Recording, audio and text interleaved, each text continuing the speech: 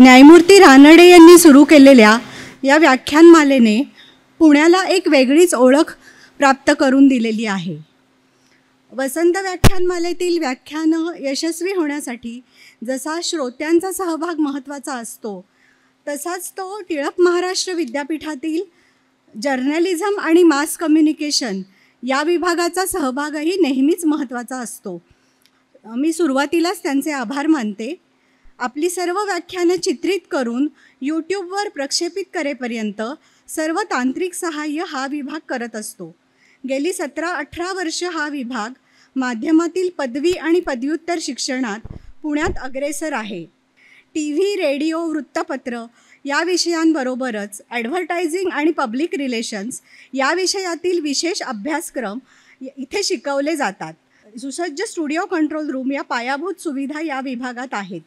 या सभागृहाखालीच एका भव्य स्टुडिओत या विभागाचे साऊंड टेक्नॉलॉजीचे कोर्सेस चालतात. जगप्रसिद्ध एव्हिड कंपनीचे सर्टिफिकेशनही येथील प्रशिक्षण पूर्ण केलेल्या विद्यार्थ्यांना दिले जाते. माझी तुम्हा सर्वांना विनंती आहे की तुम्ही जरूर एकदा या विभागाला भेट द्यावी. आज काही जयंतराव टिळक यांचा स्मृतिदिन आहे. आता प्रथेप्रमाणे संस्थेचे माननीय अध्यक्ष डॉक्टर दीपक टिळक सर यांना मी विनंती करते की त्यांनी प्रमुख वक्ते डॉक्टर श्रोत्री यांचा सत्कार करावा.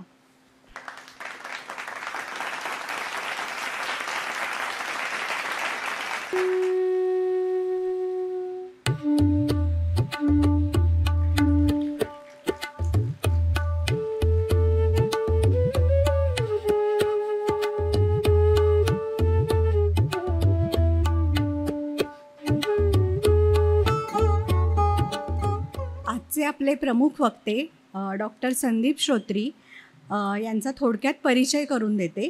त्यांच्या मुख्य भाषणाकडे वळण्याआधी त्यांचा बायोडेटा खूप मोठा आहे, पण मी थोडक्यात वाचते.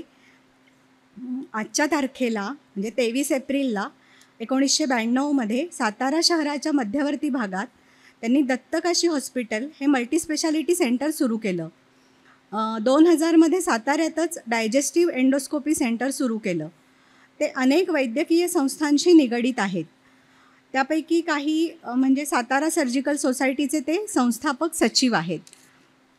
वैद्यकीय क्षेत्राव्यतिरिक्त त्यांनी सामाजिक, साहित्यिक आणि पर्यावरण संवर्धनाच्या क्षेत्रातही खूप मोठं काम केलेलं आहे. 1998मध्ये रानवाटा निसर्ग आणि पर्यावरण संवर्धन मंडळ सातारा या संस्थेची त्यांनी स्थापना केली आहे. तसंच कास पठार चा वारसा हक्क युनेस्कोमध्ये वारसा हक्क स्थळ म्हणून अंतर्भाव होण्यासाठी त्यांनी खूप प्रयत्न केलेले आहेत. महाराष्ट्रातील बहुतेक गड किल्ल्यांवर त्यांनी भ्रमंती केली असून राजमाची कर्नाळा आणि विजयदुर्ग येथे दुर्ग साहित्य संमेलनामध्येही त्यांचा सक्रिय सहभाग राहिलेला आहे. डोंगर पठारावरील पक्षी आणि वनस्पती यांच्या अभ्यासामध्ये त्यांना विशेष रस आहे आणि गिरीप्रेमी पुणे या संस्थेतर्फे हिमालय पर्वतांमधील अनेक मोहिमांमध्ये त्यांचा सक्रिय सहभाग असतो, नेहमीच असतो. त्यांनी अनेक वेगवेगळ्या विषयांवर पुस्तकंही लिहिलेली आहेत. त्यापैकी कासवाचं बेट हे त्यांचं पुस्तक खूप गाजलेलं आहे. त्याला अनेक संस्थांकडून पुरस्कारही मिळालेले आहेत. स्थानिक वर्तमानपत्रातून 700पेक्षा जास्त लेख त्यांचे प्रकाशित झालेले आहेत. असं बहुआयामी व्यक्तिमत्व आज आपल्याला वक्ते म्हणून लाभलेलं आहे. आज डॉक्टर श्रोत्री रहस्यमय इंका संस्कृती या विषयावर आपल्यासमोर बोलणार आहेत. मी तुम्हा सर्वांचा अधिक वेळ न घेता डॉक्टर श्रोत्री यांना विनंती करते की त्यांनी त्यांच्या व्याख्यानाला सुरुवात करावी.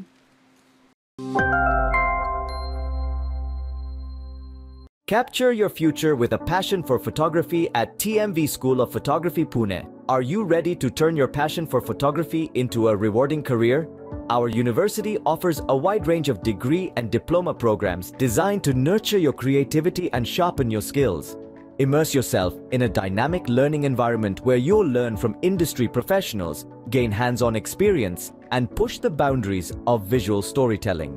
With state-of-the-art facilities, cutting-edge technology, and a supportive community of fellow photographers, you'll have everything you need to succeed in today's competitive photography industry. Don't miss your shot at a fulfilling career in photography. Admissions are now open. Visit our website to apply today.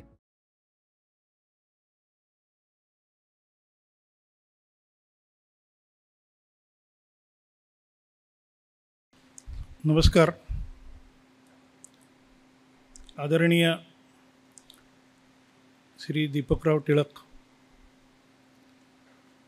आजच्या कार्यक्रमाच्या सूत्रसंचालिका लोहगावकर madam, माझे मित्र श्रीयुत पोरे sir आणि उपस्थित सर्व, आज अनेक योगायोग एकत्र आलेत आणि या निमित्तानं मला या पवित्र वास्तूमध्ये आपल्याशी संवाद करायला मिळतो आहे, हे माझं खरोखर मोठी संधी पण आहे आणि माझं भाग्य पण आहे. आज हनुमान जयंती आहे. आमच्या साताऱ्याला हॉस्पिटल बाबासाहेब पुरंदरे आणि तर्कतीर्थ लक्ष्मणशास्त्री जोशी यांच्या हस्ते त्याची सुरुवात झाली होती. त्याला आज 34 वर्ष पूर्ण झाली. आज जागतिक पुस्तक दिन आहे आणि आपण ज्या विषयावर आज माहिती घेणार आहोत किंवा मी बोलणार आहे ती संस्कृती अशी आहे की त्या संस्कृतीमध्ये एकही अक्षर लिहिलं गेलं नव्हतं आणि त्याच्यावर एकही मूळ ग्रंथ उपलब्ध नाही, कारण त्या संस्कृतीला लिपीच नव्हती. त्यामुळे पुस्तक दिनाच्या निमित्तानं असे पुस्तक न लिहिलेल्या संस्कृतीबद्दल आपण बघणार आहोत. दुसरा एक योगायोग म्हणजे आज जयंतराव टिळक यांचा स्मृतिदिन आहे. जयंतराव टिळक हे एक नुसतंच राजकीय नाही, नुसतंच वारसा हक्काचा नाही, तर एक सामाजिक क्षेत्रात देखील एक विद्यापीठ होतं. पत्रकारिता क्षेत्रातही विद्यापीठ होतं. लहानपण त्यांचं अत्यंत हलाखीच्या परिस्थितीत जाऊन त्यांनी अकोल्यासारख्या ठिकाणी तिकडे गेले होते आणि त्यांचं शिक्षण हे रसायनशास्त्रातलं MSc झालं होतं. नंतर पुढं केसरीमध्ये खालपासून वरपर्यंत नोकरी करत करत ते संपादक पद त्यांनी घेतलं होतं आणि केसरीचा कायापालट त्यांनी केला होता.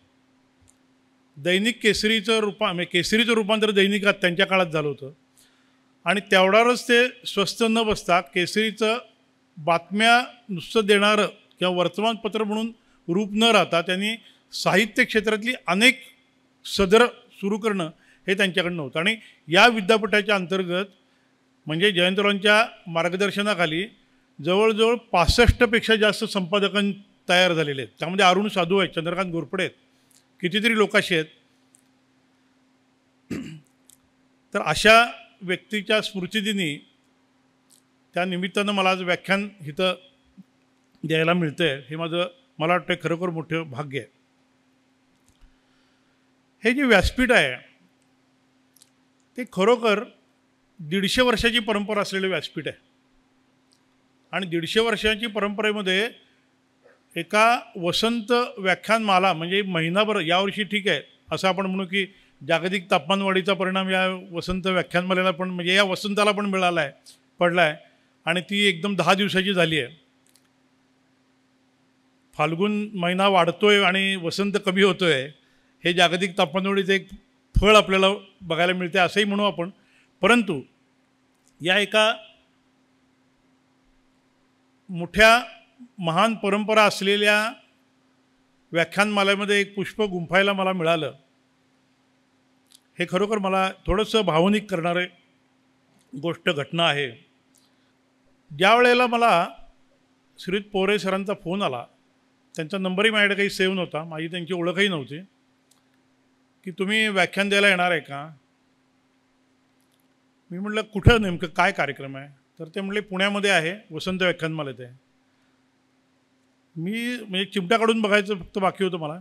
मी म्हटलं वसंत व्याख्यानमाला म्हणजे पुण्याची मी ती टिळक स्मारकमध्ये भरती ती का. ते म्हणले हो. मग मी म्हटलं परत तुम्हाला नेमके कोणते श्रोत्री पाहिजेत. माझ्यावर विश्वास बसत नव्हता. मग आमचं बाकी चर्चा झाली. मग विषय कुठला झाला. माझे नेहमीचे विषय म्हणजे मी या कुठल्याही ज्या विषयावर बोलणार आहे त्या विषयातला तज्ज्ञ नाही. गेली 34 वर्ष मी MS होऊन पोटाचा विकार तज्ज्ञ, पोटाची एंडोस्कोपी करणारा सर्जन म्हणून साताऱ्यात आहे. मी म्हटलं त्या विषयावर बोलायचं आहे का. दुसऱ्याच्या पोटामध्ये शिरून त्यांना बरं करण्यावर माझं पोट चालतं असं मी त्यांना स्पष्ट सांगितलं. तर ते म्हणले त्या विषयावर नाही बोलायचं. म्हणले तुमची पुस्तकं ज्या विषयावर आहेत त्या विषयावर कुठल्या तरी बोलूया. माझं म्हणलं कासचा पठार एक माझा आवडीचा विषय आहे. हिमालयात माझी जी दरवर्षी भटकंती असते, घाणेकर सर इथं आलेले आहेत, त्यांना माहिती आहे ते. तर त्या भटकंतीवर मला बोलायचं असेल तर त्या भटकंतीवर बोलेन मी. पश्चिम घाट, त्यामध्ये काही पुण्यामध्ये तर पुण्यात सगळ्या अधिकारी व्यक्ती आहेतच त्यात, पण त्या विषयावर बोलायचं तर त्या विषयावरही बोलेन मी. कारण आमच्या भागात खूप वेळा मी या विषयावर सांगतो, शाळा कॉलेजमधून बोललेलो आहे. ते म्हणले नाही, म्हणले तुमची दक्षिण अमेरिकेतली जी भटकंती झाली आहे त्यावर तुमची व्याख्यानं मी स्वतः ऐकलेली आहेत आणि त्या विषयावर बोलावं अशी आमची इच्छा आहे.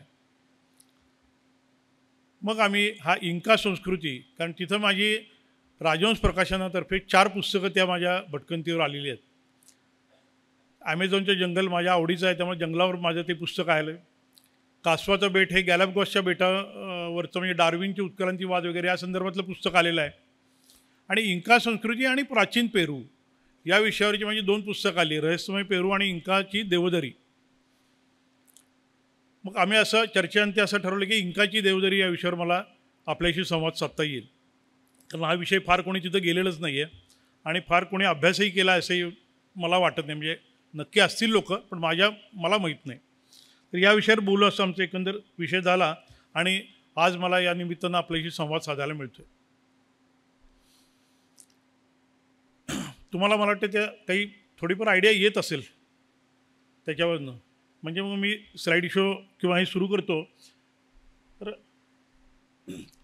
लोकमान्य टिळक आणि जयंतराव टिळक या दोघांच्या पवित्र स्मृतीला अभिवादन करून मला वाटते माझं व्याख्यान सुरू करावं.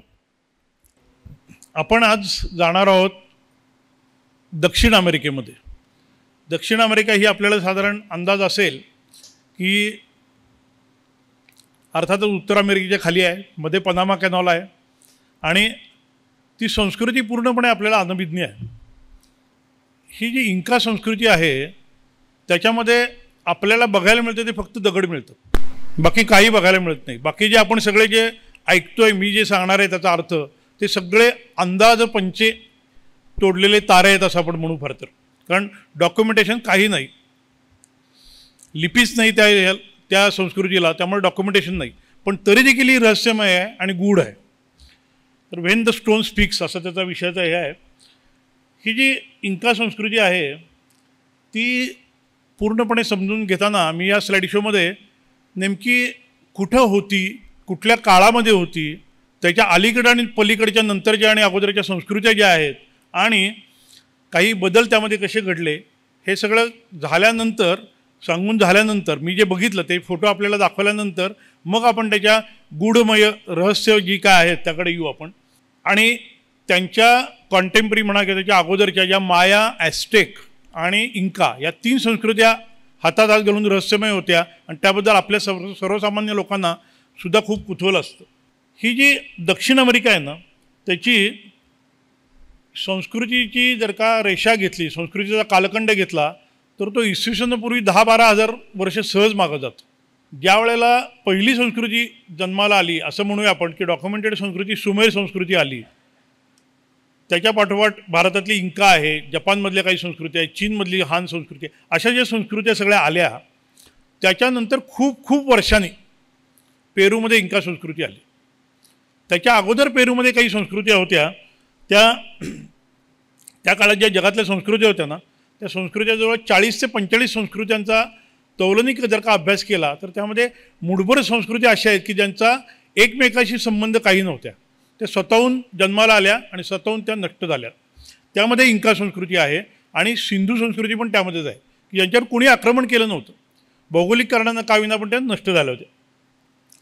लॅटिन अमेरिका म्हणजे दक्षिण अमेरिका जी स्पेन आणि पोर्तुगीजांनी काबीज केली, त्यांचा फक्त विचार केला आपण तर त्यामध्ये इसवी सनापूर्वी 13,000 वर्ष पासून आत्तापर्यंत म्हणजे आजपर्यंत मोजक्या संस्कृत्या आल्या. त्यामध्ये पहिली करल नावाची संस्कृती आहे की ज्याचे अवशेष आपल्याला आजही पेरूमध्ये बघायला मिळतात. त्याच्या पाठोपाठ आली ती ओल्मेक संस्कृती मध्य अमेरिकेत आली, त्याच्या पाठोपाठ माया संस्कृती आली, मग ॲस्टेक आली नंतर.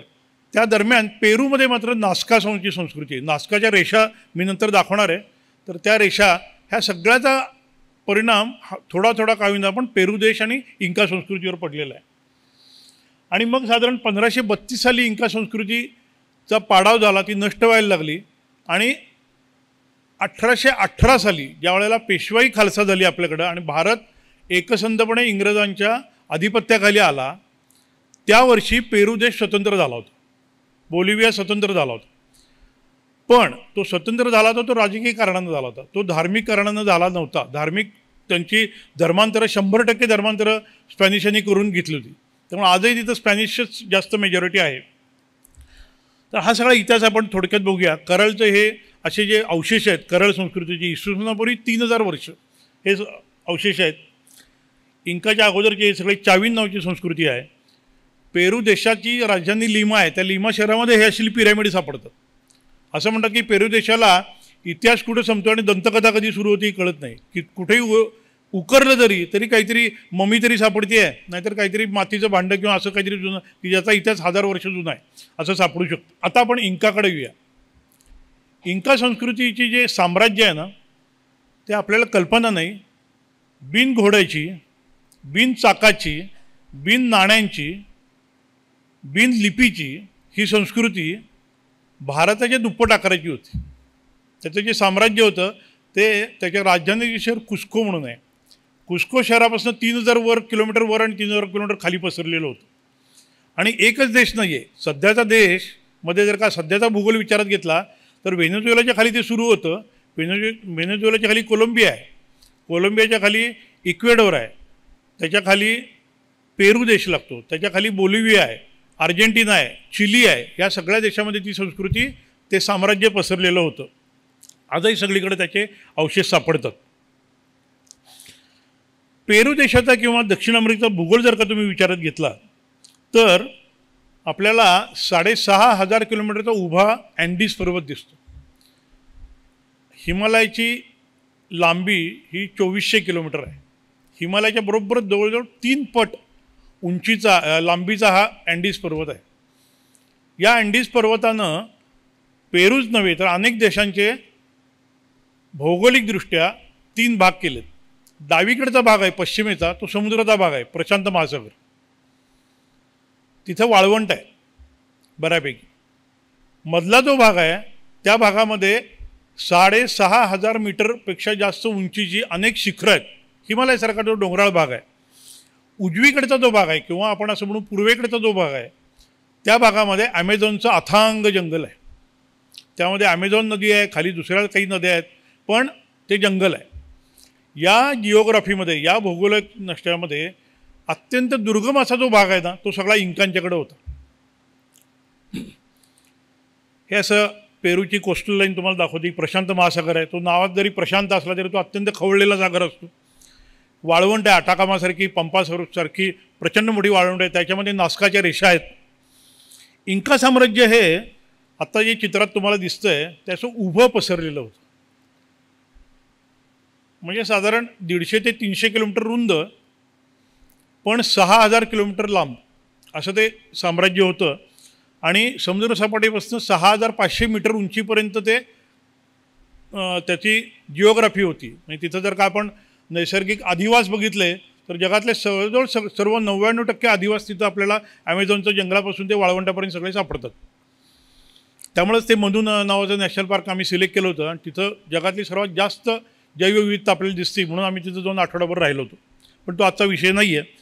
हा जो कोपऱ्यात तुम्हाला जर का इंद्रधनुष्य रंग दिसतोय तो इंकांचा ध्वज होता.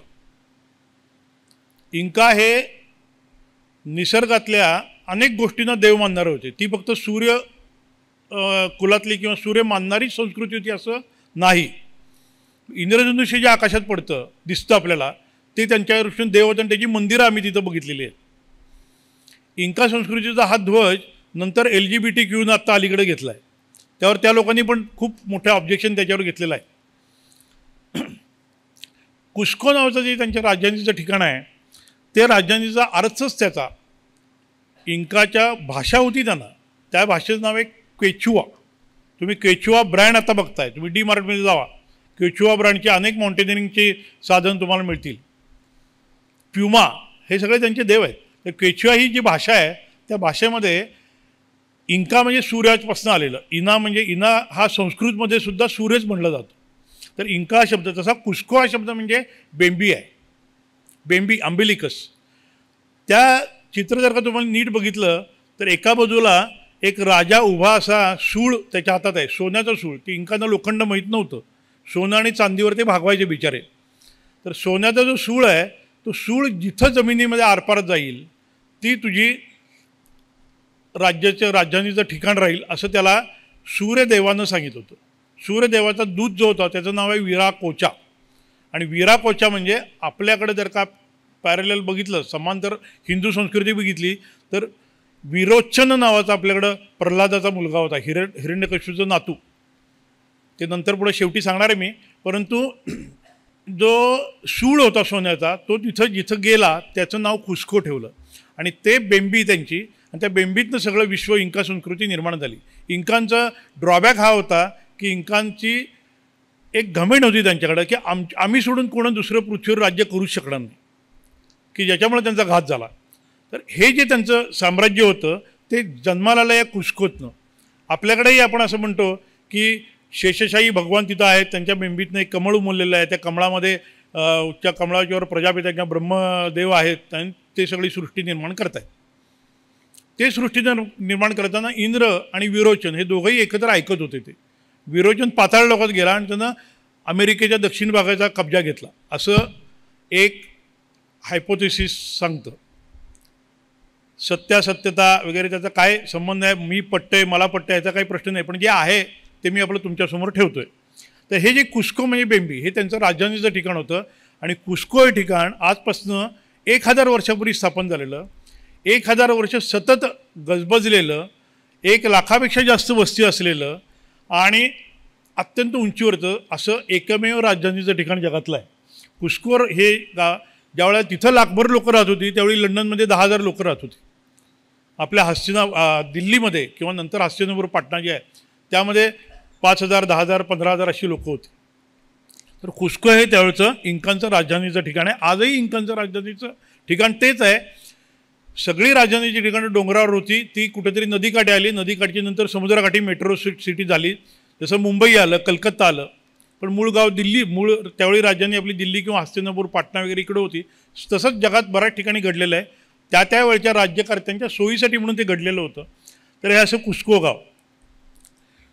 इंकांचा जो देव होता ना तो मूळ सूर्य जरी असेल तरी देवाचे दूत होते आणि देवाचे प्रातिनिधिक स्वरूपाचे काही देव होते त्यांचे. त्यामध्ये इंकांचा आकाशाचा जो स्वामी होता तो कॉन्डोर नावाचा जटायू होता, गिधाड होता. 10-12 फुटाचा पंखाचा विस्तार असलेला ते आहे. त्यांचा जो जमिनीवरचा प्राणी होता, सम्राट होता किंवा देव होता, तो म्हणजे प्युमा नावाचा सिंह आहे, लायन ऑफ द डेझर्ट. 3,500 मीटरवर डोंगर आणि वाळू सोडता दुसरं काही नसतं. आपल्याकडे जसं लेह लडाखला तुम्ही गेलात किंवा आता इथं ब्रिगेडियर तवांगचे ब्रिगेडियर साहेब विजय जगताप इथं आलेले आहेत, त्यांच्यावर आम्ही गुरुडोगमारा तवांगच्या आणि बुंबलाच्या परिसरात फिरलो होतो. एकही झाड आपल्याला दिसत नाही, सगळं वाळवंट असतं. तीच जिओलॉजी, तीच जिओग्राफी, तेच वातावरण या कुस्कोमध्ये आहे. तुम्हाला झाड दिसत नाही, नंतर काही लावलेली विलोची ट्री दिसतात. तर ते जे सगळं होतं त्याचा जो स्वामी आहे तो लायन ऑफ द डेझर्ट आहे, तो म्हणजे प्युमा सिंह. आणि पाताळाचा जो स्वामी आहे तो म्हणजे अनाकोंडासारखा सर्प, की जो आपण ॲमेझॉनच्या खोऱ्यामध्ये सहज बघू शकतो. हे जे कुस्को शहर आहे ते जमिनीवरचं शहर असल्यामुळं त्यांनी पूर्ण आकार त्याचा तटबंदी ही प्युमा सिंहाची केली होती, प्युमाच्या आकारात केली होती. आणि आजही त्या तटबंदीच्या खाणाखुणा दिसतात. त्याच्या हृदयस्थानी, त्याच्या मेंदूच्या स्थानी, त्याच्या लिंगाच्या स्थानी आणि शेपटीच्या स्थानी त्यांची वेगवेगळी धार्मिक केंद्र आहेत. आजही ते आपल्याला बघायला मिळतात. कारण इंकांचं रहस्य जे आहे त्या शेकडो टन पाषाणात कोरलेले, हातात लोखंडाचे हत्यार नसताना कोरलेली ठिकाणं आहेत आणि ती तशीच राहिलीत.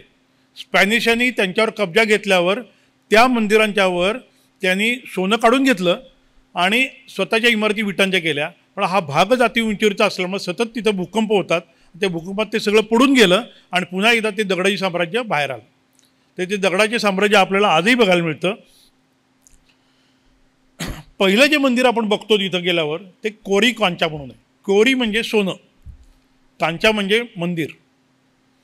कोरी कांचाचं जे मंदिर आहे ना त्या मंदिराचा रहस्य अजून कोणालाही उलगडलेलं नाही. ते रहस्य दोन प्रकारे. एक प्रकार म्हणजे ते सोन्याचं मंदिर होतं आणि आता जे मी सांगतोय तुम्हाला ते लिखित स्वरूपात आहे. पण ते कुणी लिखित केलं आहे? ज्या वेळेला 1532 साली स्पॅनिशांनी ते फ्रान्सिस्को पिझारो नावाच्या सरदारानं इंकाचा पाडाव केला आणि त्यानंतर 15 ते 20 वर्ष लूटच चालली होती. फक्त लूट चालली होती. सोनं घ्यायचं, वितळवायचं, विटा करायच्या आणि त्या स्पेनला पाठवून द्यायच्या, त्या माद्रिदला पाठवून द्यायच्या. आजही माद्रिदच्यामध्ये कितीतरी त्यांच्या आर्टिकल्स दिसतात आपल्याला. त्या लुटीमध्ये त्याचा हिशोब जो आहे ना, तो हिशोब क्रॉनिकल्समध्ये स्पॅनिश आज लिहिलेला आहे. तो बघायला मिळतो आपल्याला बखरीमध्ये. आणि इंग्रज म्हणा, फ्रेंच म्हणा, डच म्हणा, पोर्तुगीज हे जे 5-6 जे युरोपातनं मिशनसाठी बाहेर पडलेले पण लूट करण्यासाठी बाहेर पडलेले ज्या मोहिमा होत्या त्या स्पॅनिश आणि पोर्तुगीजांनी अमेरिका वाटून घेतली होती, दक्षिण अमेरिका. आणि त्या दक्षिण अमेरिकेमध्ये त्यांनी त्यांचं जे वैशिष्ट्य एकमेव होतं, डार्विनची गॅलॅपगॉसची थेअरीसुद्धा, उत्खननची थेअरीसुद्धा ज्याच्यामुळे आली, त्याचं वैशिष्ट्य एकमेव होतं की ते वैशिष्ट्य असं की त्यांचं डॉक्युमेंटेशन हे परफेक्ट होतं. प्रत्येक गोष्ट जी डॉक्युमेंटेड केली होती ना ती अगदी परफेक्ट आहे. आणि त्या डॉक्युमेंटेशनमधली त्या बखरीतल्या काही ओळी अशा आहेत की हे जे मंदिर दिसतंय तुम्हाला, या मंदिरामध्ये 700 प्रत्येकी 2 किलो वजनाचे सोन्याच्या फरशा लावल्या होत्या दारामध्ये. आणि त्याच्या आवारामध्ये पुढची चित्र तुम्हाला दाखवतो मी. हे जे चित्र आहे हे रिप्लिका करून ठेवलं आहे सध्या तिथं. ह्याच्यामध्ये 70पेक्षा जास्त तिथले प्राणी, पक्षी आणि माणसं यांच्या सोन्याच्या हुबेहूब प्रतिकृती त्या त्या आकाराच्या केल्या होत्या. या एकट्या मंदिरातून 8000 किलोपेक्षा जास्त सोनं एकत्र केलं गेलं. या मंदिरामधले जी दगडं आहेत त्या दगडांच्यावर नंतर विटांनी बांधकाम केलं गेलं आणि त्याच्यावर मोठी चर्च केली. तुम्ही जर का हे बघितलं मागं जे चर्च दिसतंय, कमानी दिसत आहेत ना, ते स्पॅनिश चर्च आहे, म्हणजे कॅथेड्रल्स आहेत. आणि पुढे जे काय ते कोलॅप्स झालेलं आहे. पुढेही चर्च होतंच पण ते पडलेलं आहे नंतरचं. ह्या ज्या दगडाची भिंती आहेत ना, या भिंती कोणतंही हत्यार नसताना इतक्या परफेक्ट, कुठेही चुना नाही, सिमेंट नाही, वाळू नाही, काही नाही, काही नाही, पण दगडावर दगड घासून म्हणा किंवा कसं केलं असेल माहीत नाही, त्यांनी त्यामधनं ब्लेडचं पातंसुद्धा जाणार नाही इतक्या परफेक्ट त्यांनी केलेलं आहे त्याचं. आणि तेवढ्यावर करून थांबलेलं नाही आहे. हे जी मंदिरं आहेत सगळी त्याचा खगोलाशी संबंध आहे. आपण जंतर मंतरला गेलो किंवा उज्जैनला गेलो की आपल्याला काही खगोल मंदिरं, राशींची चक्र हे सगळं दिसतं आपल्याला. त्याचा अर्थ समजत नाही सहजासहजी. पण इंका संस्कृती ही अशी संस्कृती होती, त्यांना दिवसासुद्धा ताऱ्यांच्या पोझिशन सांगता यायच्या. आकाशगंगा ही त्यांची देव होती. आकाशगंगामधले जे ब्लॅक स्पॉट्स आहेत, म्हणजे जिथं तारे दिसत नाहीत आपल्याला, ते तारे, त्या जागा ज्या आहेत ना त्यांना त्यांनी नावं दिली होती. त्यांची प्रत्येक मंदिरं ही कुठल्या तरी नक्षत्राशी, कुठल्या तरी ग्रहाशी निगडीत असतात. हे जे मंदिराच्या भग्नावशेष दिसत आहेत तुम्हाला, ते भग्नावशेषमध्ये हे असे दगडांना आरपार भोकं पाडली आहेत. साधारण 1 इंच 1.5 इंच लांबीची भोकं त्यांनी कशी पाडली असेल माहीत नाहीत. त्याचे काही हायपोथेसिस आहेत, ते पण मी तुम्हाला सांगेन. पण ती दगडाची भोकं आतून काटकोनात वळलेली आहेत. दगड बाहेर अखंड आहे. काही मीटर दगड आहेत असे काढलेले. दरवाजे आहेत दगडांचे. त्या दगडाच्या दरवाज्यामध्ये बिजागऱ्या आहेत. त्या बिजागऱ्यासुद्धा एकमेकांना अडकणारी, आता जी आपण कुलपं बघतो ना तशी कुलपं, दगडाची कुलपं आहेत त्यांच्याकडं. अशी ठिकाणं सगळे आपल्याला भग्नावशेष बघायला मिळतात. कुस्को गाव हे अत्यंत ऐतिहासिक आणि जगामध्ये सर्वात जास्त वर्ल्ड हेरिटेज साईटमध्ये जी ठिकाणं आहेत, ज्या गावात आहेत, ते गाव म्हणजे कुस्को आहे. 30पेक्षा जास्त तिथं संग्रहालय आहेत. अनेक प्रकारची संग्रहालय आहेत, विविध. नुसतीच इंका नाही, इंकाच्या अगोदरच्या संस्कृतीची पण संग्रहालय तिथं केलेली आहेत. अनेक ममीज आहेत. सोन्याचं संग्रहालय आहे, चांदीचं संग्रहालय आहे. हे सोनं बघताना आपल्याला तिथं उलटी होईल, शिसारी येईल इतकं सोनं आपण बघायला मिळतं तिथं. तिथं कोका म्हणजे पेरूची किंवा ॲमेझॉनची स्पेशालिटी म्हणजे कोकेन आहे इंका लोकांची. कोकेन ज्या कोका झाडापासून होतं त्या झाडावरचं म्युझियम पण तिथं आहे. आणि आम्हालासुद्धा ते कोका प्यायला देतात. त्या उंचीवर तुम्ही गेल्यानंतर तुमच्या शरीराचं अति उंचीवर अचानक गेलात की, आम्ही त्याला ॲक्लिमेटेशन म्हणतो, पण तुमच्या शरीरातल्या तांबड्या पेशी, हवेतलं ऑक्सिजनचं प्रमाण, प्राणवायूचं प्रमाण कमी झाल्यामुळं मेंदूकडं कमी ऑक्सिजन घेऊन जातात. मग शरीर त्यावर प्रतिक्रिया म्हणून 1 ते 2 दिवसामध्ये तुमच्या तांबड्या पेशीचा हा काउंट जो असतो तो दुप्पट तिप्पट करत जातो, म्हणजे कमी प्रेशरला पण ऑक्सिजन जास्त मिळावा म्हणून. ह्या वेळेला तुम्हाला जर का वेळ देतात नसेल तर गेल्यावर तुम्हाला त्रास होऊ शकतो. हिमालयातही गेलो, लेहला टाकला गेलो तरी आपल्याला त्रास होतो. तर तो त्रास होऊ नये म्हणून त्याच्यावरचं जालिम औषध कुठलं आहे तर कोका आहे. कोकाची जी पानं असतात ती पानामध्ये गरम उकळत्या पाण्यात टाकलेली असतात आणि ते पाणी आपण प्यायचं असतं. त्यामुळे तुमचं ब्लड प्रेशर नंतर रक्ताभिसरण जे असतं ते वाढतं आणि ऑक्सिजनचं पूर्ववत सप्लाय मेंदूला होतो विशेष करून. तर तसं आहे. तर अशा सगळ्या या कुस्कोमध्ये आपल्याला अनेक म्युझियम्स, अनेक प्रदर्शन बघायला मिळतात आणि अनेक वास्तू पण बघायला मिळतात.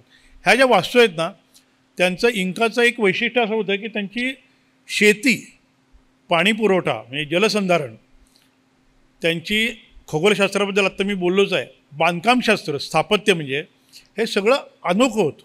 त्यांनी कुठून मेंदू आणला होता का आपल्या पृथ्वीच्या बाहेरनंही आणला असेल काय माहीत नाही आपल्याला. पण ते जे सगळं अनाकलनीय होतं ना त्या संपूर्ण गावामध्ये सर्वात उंचीवरचं जे ठिकाण आहे त्या ठिकाणी जे झरे लागतात त्या झऱ्याचं पाणी पहिलं राजा आणि राणी यांची स्नानगृह केलेली आहेत त्यांनी. आजही बघायला मिळतात कारण दगडाचीच आहेत, त्यात काही बदल झालेला नाही.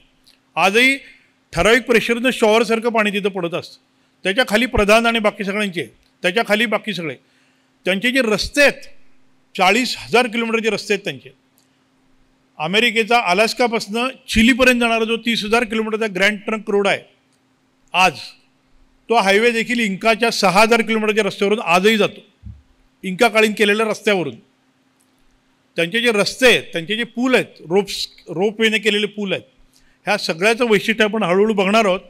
पण त्या रस्त्यांवरनं दर 7 मैलावर त्यांनी तंबू करून ठेवले. तंबू म्हणजे कापडी नाही, दगडी, तांबो म्हणतात त्याला. त्यांच्या स्पॅनिश भाषेत तांबो, तांबो हा शब्द तिकडनं आलेला आहे. तर तो जो शब्द, तो जो तांबू आहे तर तशा गढी आपल्याला दिसतात प्रत्येक जागोजागी. त्यातली ही गढीचा एक फोटो आहे. हा जो फोटो असतो ते पुका पुकारो म्हणून गडी आहे. त्याच्या शेजारी मगाशी मी तुम्हाला सांगितलं की कुस्को शहर हे प्युमा सिटी आहे. तर प्युमाचा जो डोकं आहे ते डोकं म्हणजे साक्साय वामन आहे. साक्साय वामन नावाचं एक ठिकाण आहे, प्रचंड मोठं ठिकाण आहे. हे बघा, हे दिसतंय तुम्हाला. एक एक दगड 100 टनचा आहे कमीत कमी. आणि त्यांनी ते कोरून ठेवलेत. का कोरलेत माहीत नाही. आपल्यासारखं दगडी मंदिर काही कोरले नाही कारण लोखंडी हत्यार नव्हतं त्यांच्याकडं. तुम्ही म्हणाल बेलूर, हाळीबीड आपल्यापेक्षा ह्याच्यापेक्षा कितीतरी चांगले आहेत. पुण्यातलं ओंकारेश्वरचे पण खूप चांगलं आहे. पर्वतीवर सुद्धा चांगल्या मूर्ती कोरलेल्या दिसतात. त्याच्या कोरलेल्या मूर्ती इथं नाहीत. जे काही कोरकाम केलं होतं त्यांनी मूर्तींचं सुद्धा ते सोन्यात होतं आणि ते नष्ट झालं आहे. आता फक्त जे दगडी दिसतं आपल्याला बांधकामात, ही दगडी बांधकाम आहेत. एक एक दगड बघा. आज इथं मी तिथं उभा आहे, माझी बायको आणि मुलगा इथं उभा आहे. त्याच्या मागं जो 30 फुटाचा दगड आहे ना त्या दगडाचं वजन आहे 300 टन. आणि तो अँगल जवळजवळ 12 ते 13 अँगलमध्ये कट केलेला दगड आहे. त्या अँगलमध्ये, त्या दगडामध्ये वेगवेगळ्या प्राण्यांचे आकार आहेत. ते आम्हाला आमच्या गाईडनं, तिथं जो कार्लोस, तिथं गाईडसुद्धा अत्यंत PhD होल्डर असतात. ते अनेक अमेरिकेतल्या विद्यापीठांना तो व्हिजिटिंग प्रोफेसर होता. तो गाईड म्हणून आम्हाला होता. तो 5 दिवस आम्हाला हे सगळं दाखवत होता. तो जो गाईड होता ना त्या गाईडनं आम्हाला कुस्को शहर आणि माचू पिचू दाखवलं. आपण माचू पिचूकडे नंतर येणार आहे. माचू पिचू हा मोठा गूढ चमत्कार आहे तिथला. ती जी देवदरी आहे, माझ्या पुस्तकाचं नाव पण देवदरीच आहे, इंकाची देवदरी. ती एका नदीभोवती आहे. त्या नदीचं नाव आहे उरुबांबा. उरुबांबा नदी अँडीज पर्वतावर 4,500-5,000 हजार मीटरवर उगम पावते आणि नंतर ती खाली पूर्वेला वाहत जात ॲमेझॉनला मिळते. ती जी नदी आहे ती नदी अत्यंत पवित्र आहे इंकासाठी. त्या नदीच्या काठाकाठाने त्यांची सगळी तीर्थक्षेत्र आहेत. ती जी तीर्थक्षेत्र आहेत त्यामध्ये अनेक चमत्कार दगडातले बघायला मिळतात. आजही नवीन नवीन चमत्कार सापडत आहेत. तर ती उरुबंबा नदी आपल्याला वरून दिसते. ही जी सॅक्रेड व्हॅलीज आहेत, ही जी तुम्हाला दिसतोय तो सगळा मार्ग आहे. त्या मार्गाने आम्ही प्रवास केला. हे दिसतंय तुम्हाला तो डोंगर उतार हा टप्प्याटप्प्यांच्या शेतीचा आहे. आणि नुसती टप्प्याटप्प्याची शेती नाही तर त्याच्यावर त्यांचं एक मंदिर असतं आणि त्या मंदिरामध्ये एक सूर्याचं मंदिर असतं. सूर्याचं मंदिर म्हणजे काय ते तुम्हाला माचू पिचू दाखवताना मी दाखवीन पुढं. पण ही त्यांची जी शेती आहे ना हा एक मोठा चमत्कार आहे. 3,500 मीटरवर त्यांनी मक्याचं पीक घेतलं आणि मक्याच्या 400-500 जाती काढलेल्या आहेत. त्यांनी बटाट्याच्या 1,000 जाती हुडकलेल्या आहेत. त्यांनी 3,500 मीटरच्या थंड हवामानामध्ये मका आणि बटाटा घ्यायचा असेल तर तुम्हाला तिथलं स्थानिक तापमान वाढवावं लागतं. आणि हा जो पॅटर्न आहे त्यांचा गोल गोलचा, त्यामध्ये वरच्या गोलाच्या वर जर का 5 डिग्री टेम्परेचर असेल तर खाली 30 डिग्री टेम्परेचर होतं. एवढा फरक आहे, आपोआप वाढलेला असतं. ते जे टप्पे करतात त्या टप्पेसुद्धा जिथं कोळसा आहे, जिथं तिथं अल्पाका नावाची मेंढी आहे, त्याची विष्ठा आहे, ह्या सगळ्याचे प्रकार त्यांनी ते लेयर्स ठरवलेल्या होत्या. आणि त्यामध्ये ते शेती घ्यायचे आणि पाणी सर्क्युलेशन करायचे आणि ठिबक सिंचनसारखे ते शेती घ्यायचे. आणि अगदी सर्वात उंच गेलात ना तुम्हाला की अशा इमारती बघायला मिळतात दगडानं कोरलेल्या. ते दगड कमीत कमी 10 टन 20 टन 50 टन वजनाचे असतात. आणि ते इतक्या उंचीवर आणले कसे असतील? दगडाच्या खाणी तर डोंगराच्या पलीकडे दिसतात आपल्याला.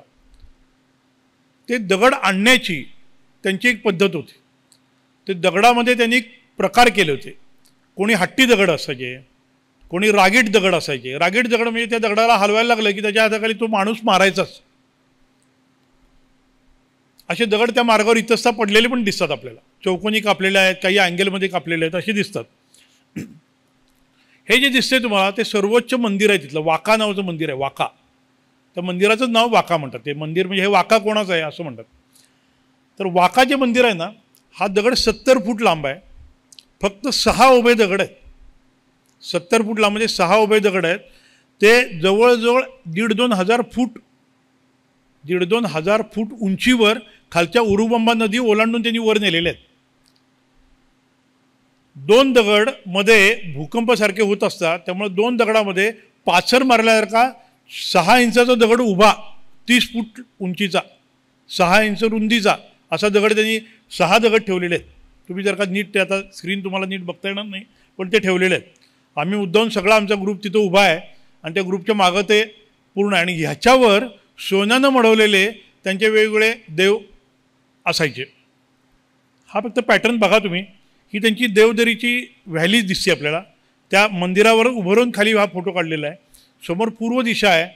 समोर ज्यावेळी सूर्य उगवतो, ज्या वेळेला इक्विनॉक्स असतो, म्हणजे सूर्य आपल्या डोळ्यावर येतो, बरोबर विषुवृत्तावर असतो, त्यावेळेला त्या अक्षांशावर थोडा तिरपा येणार होतो. त्यानुसार त्यांनी त्यांचे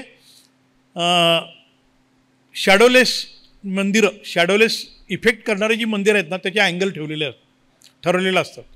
जिथं जिथं इंका राज्यातले ज्या ज्या गावात, जवळजवळ सगळ्याच गावामध्ये स्पॅनिश गेले, तिथे तिथे त्यांनी हे मंदिर त्यांनी पाडून टाकलं. खगोलशास्त्राचा जो चमत्कार होता, सूर्याचा अँगल 6000 किलोमीटर जर का तुम्ही लांबी रुंदीत बघितलं तर प्रत्येक ठिकाणी वेगळा असतो. पण सगळीकडे एकाच ठिकाणी शॅडोलेस इफेक्ट यावा यासाठी इंकांनी त्यांची मंदिराचे दगडाचे आकारसुद्धा तसे वळवलेले होते. पुढं दगडाचा एक फोटो दाखवल्यावर तुम्हाला सांगेन मी. कारण एकच ते मंदिर, त्या मंदिराला म्हणतात इंटुहुआटाना. इंटी म्हणजे समुद्र, सूर्य, त्याला पकडणारं मंदिर, सन ट्रॅप टेम्पल. सूर्याला पकडायचं म्हणजे सूर्याची सावली नष्ट करणारं मंदिर. तर सूर्याची सावली नष्ट करणारी मंदिरं त्यांची प्रत्येक गावात होती. आणि त्यावेळेला एकाच वेळी पूर्ण अख्ख्या साम्राज्यामध्ये असं त्यांचं नव्हतं की इकडची GMT ग्रीनविच टाईम वेगळी आहे, ग्रीनविच टाईम वेगळा आहे आणि इकडे गेली की अर्धा तास ॲड करायचा, मग तिकडे गेली की अर्धा, असं नव्हतं. एकाच वेळी त्यांची सगळीकडं सण साजरे व्हायचे. आणि तो राजा डिक्लेअर करायचा की सूर्याला आता आपण पकडलं आहे, आता सूर्य नवीन वर्ष सुरू करतोय. अशी मंदिरं होती ना, त्या मंदिराच्या ठिकाणी हे मंदिर पाडलेलं. तिथून मी समोर ज्यावेळी बघितलं त्यावेळी आपल्याला पूर्व दिशा दिसती आणि ती पूर्ण व्हॅली दिसती. त्याला सॅक्रेड व्हॅली असं म्हणतात. हा जो समोर डोंगर आहे, त्या डोंगरामध्ये एक चेहरा आहे, आता तुम्हाला बारकाईने दिसणार नाही. तो त्यांचा त्या इंका धर्मगुरूंवर लक्ष ठेवणारा जो विराकोचाओ नावाचा सूर्याचा माणूस होता, सूर्याचा दूत होता किंवा प्रतिसूर्य होता, की ज्याला आपण आपल्या संस्कृतीमध्ये विरोचन म्हणतो. तर तो पाताळाचा देव, तर तो विराकोचाचा चेहरा त्यांनी त्यात नैसर्गिक अवशेष कोरला असं ते सांगतात. उत्खनन केल्यानंतर इंकाची गावं, खेडेगाव काही त्यांनी आता काढलेली आहेत. हे सगळं अलीकडच्या 5-50 वर्षातलं आहे बरं का. कारण इंकान विसरून गेलो होते आपण इंका आहोत ते. माचू पिचूचा शोध ज्यावेळी लागला त्यावेळी त्यांना स्वतःचा अभिमान परत मिळाला. त्यावेळी त्यांना देशाला टुरिझम नावाचं एक मोठं टूल मिळालं. पर्यटनाचं फार मोठं मूल्य असतं. ते मिळालं केव्हा, तर माचू पिचूचं गूढ अवशेष ज्यावेळी पुन्हा जगापुढं आले त्यावेळेला. तर त्यानंतर हे सगळं झालेलं आता फोटो दिसत आहेत तुम्हाला. ही मोठी मोठी चर्च या लोकांनी केली, स्पॅनिश लोकांनी तिथं कॅथेड्रल्स केली. त्याच्या पाया सगळा इंका लोकांच्या दगडांचा आहे. या चर्चेसच्या पायाच्या खाली सुंदर मंदिर आहेत, सगळं ठीक आहे, अगदी चर्च वगैरे अतिशय देखणी आहेत चर्च. त्याच्या खाली मात्र हे असं आहे सगळं.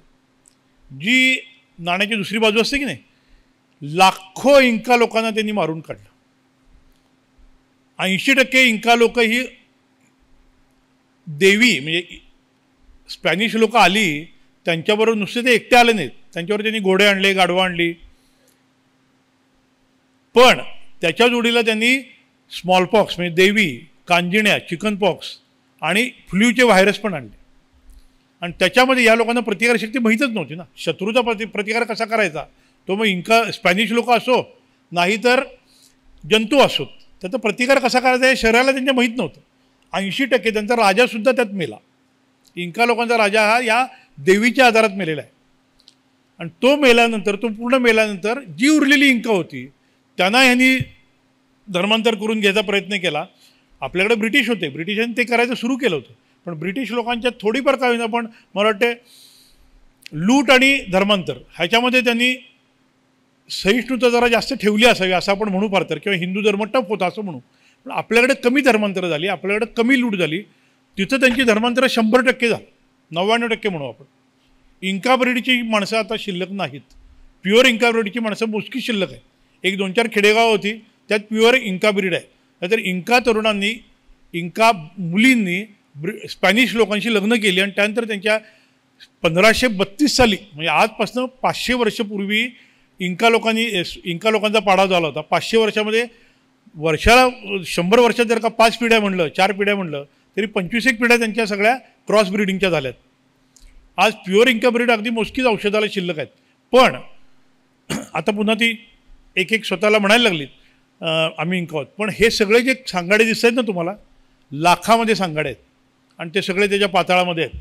आजही आपल्याला तिथं त्याला कॅटाकुम्स म्हणतात. युरोपमधल्या अनेक चर्चच्या खाली आजही कॅटाकुम्स सापडतात.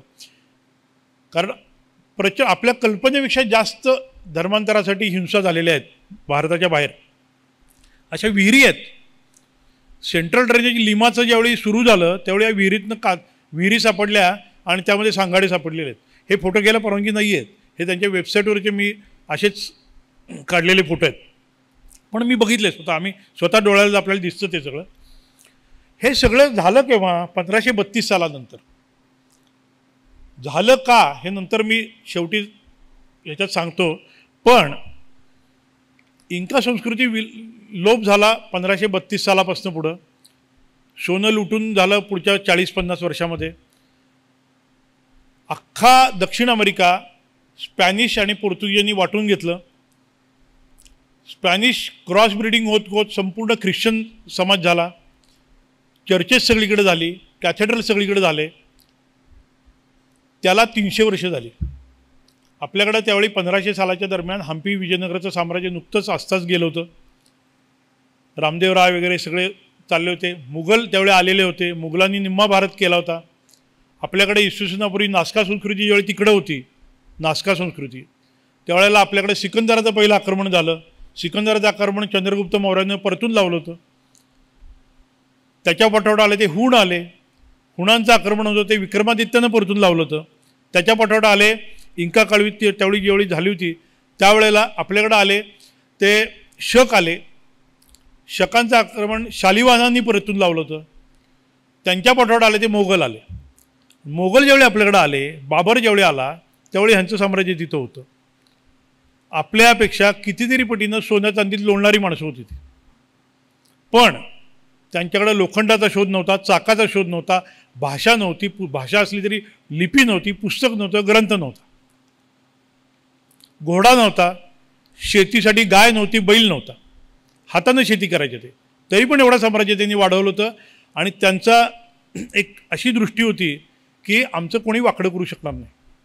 आपल्याकडे त्यावेळी एका पाठोपाठ एक आपण साम्राज्य बाहेरचे हल्ले परतून लावत होतो. बाबर आला मंगोला, निम्मा मंगोल आणि निम्मा तो इराणी होता. तिकडनं बाबर आल्यानंतर तुर्कस्तानचा होता. तो आल्यानंतर त्याच्या पुढच्या सगळ्या औरंगजेबाबद्दलच्या पर्यंतच्या सगळ्या पिढ्या सगळ्या भारतात जन्मल्या. त्यांनी आपल्यावर राज्य करायचा प्रयत्न केला पण पूर्ण भारत नाही. त्यांना यशस्वी प्रतिकार केला शिवाजी महाराजांनी, मराठा साम्राज्यानं. कुठलंही परकीय आक्रमण अखंड भारतावर राज्य करत नव्हतं. पहिलं केलं ते ब्रिटिशांनी केलं 1818 साली. पण त्या दरम्यान दक्षिण अमेरिका हळूहळू स्वतंत्र होत होता. 1818 साली पेरू देश स्वतंत्र झाला. पेरू देश स्वतंत्र झाल्यानंतर सुद्धा सगळं स्पॅनिशच होतं. सगळे राज्यकर्ते स्पॅनिश होते, सगळे स्पॅनिश होते. इवन पेरू बोलिव्हिया देशाचे जे अगदी व्हेनेझुएलापासून जे त्यांचे गांधी, नेहरू, सावरकर, टिळक आहेत ते सुद्धा स्पॅनिश जन्मानं स्पॅनिश होतं. त्याला बोलिवार, सॅन बोलिवार म्हणजे संत बोलिवार आणि सॅन मार्टिन यांचे पुतळे सगळीकडे आहेत. तिथं सगळ्या प्रत्येक गावागावामध्ये बोलिवार आणि सॅन मार्टिनचे पुतळे आहेत. हे सगळे स्पॅनिश होते. पण त्यांना आमचा देश आम्हाला पाहिजे, भले आम्ही धर्मानं ख्रिश्चन असू. त्यांनी देश त्यांचे स्वतंत्र केले होते. स्वतंत्र केलेल्या देशामध्ये स्पॅनिश संस्कृती होती. आमचा जो गाईड आहे जुआन कार्लोस म्हणून, तो माझ्या पुस्तकाच्या प्रकाशनाला मुद्दाम त्यांना लाईव्ह तिकडनं भाषण दिलं होतं. त्या गाईडनं आम्हाला सांगितलं, तो लहान असताना, त्याचं वय 60च आहे, तो लहान असताना म्हणजे माझ्या वयाचा आहे तो आत्ता साधारण, कुस्को शहरामध्ये स्पॅनिश म्हणजे पेरूचेच पण स्पॅनिश मिलिटरी ऑफिसर यायचे. ते एका ठिकाणी बसायचे. ते म्हणले, मी इथं आलेलो आहे, तुम्ही सगळे, कुस्को हे इंकाचं राजधानी ठिकाण असल्यामुळे तुम्ही सगळे अर्धे ब्रीड इंका समाजाचे आहात. मला प्युअर स्पॅनिश ब्रीड करायचं आहे. त्यासाठी तुमच्या सुंदर सुंदर मुली माझ्याबरोबर आज या हॉटेलमध्ये मी झोपायला आहे, तिथं तुम्ही आणा. महिनाभर मी इथं राहिला आहे महिनाभर.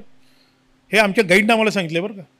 त्यांना सांगितलेलं, तुमचे खेळ तुम्ही काय खेळताय, हे फुटबॉल घ्या आणि खेळा, तुमच्या काय किंमत आहे, असं सगळं म्हणजे सर्व प्रकारे स्पॅनिश आक्रमण जरी स्वतंत्र झाला तरी पेरू देशावर चालू होतं. आजही चालू आहे ते.